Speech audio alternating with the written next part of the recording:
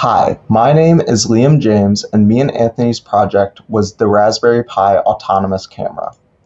The objectives of our project were to create a remote camera that you could set up in your room, and if something is detected like motion, then it would turn the microservo and take a picture of what's being detected. We also wanted to support a live stream for the camera so you could view the room anywhere through a remote connection.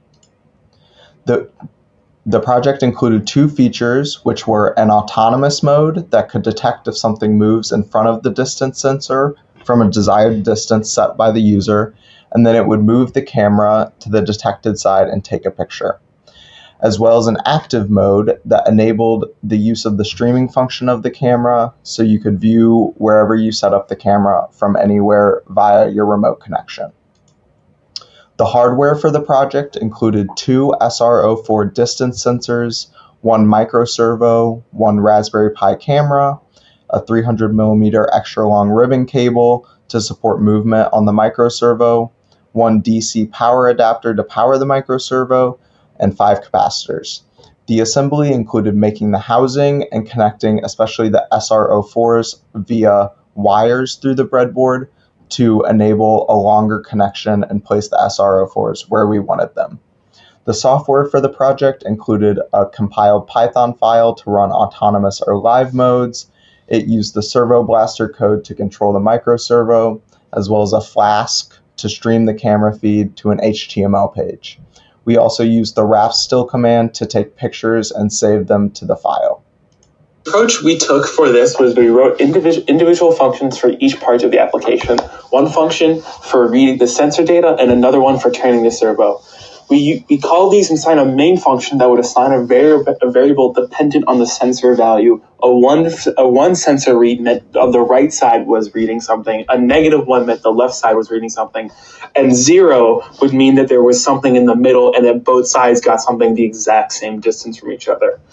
The server would then rotate depending on which side was triggered, and it would keep doing this until the program had been shut off by the user.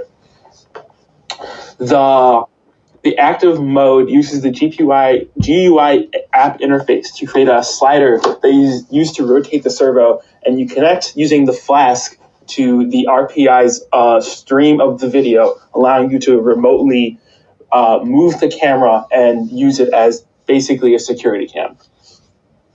The largest hurdle we've had while doing this was setting up the sensors to be both reading simultaneously at the same time. Now here is our demo.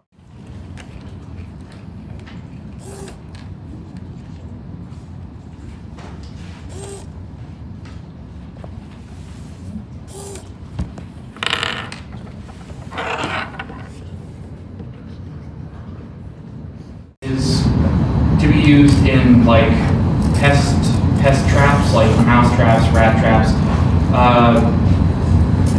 It could be used for other security measures and stuff. Another use I thought of was. So in the end, I think the things we would want to improve on are to make a custom housing for it, as the box we had built it in wasn't perfect in many ways. It definitely could be made much smaller and more efficient and more sturdy.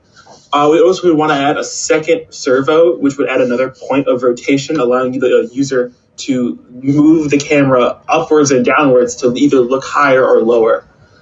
And we also wanted the RPI to maybe do something with the photos when they're being processed, like either email you or tweet them, something like that, where it's not just being sitting on the Pi. And then definitely just clean up the code and make it more efficient. There's definitely parts that could be redone and basically organized better.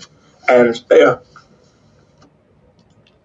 And this was our code source. The bottom two pictures are the Python file that we compiled, and then up top are the two links that we used from GitHub for the Servo Blaster and for the camera stream.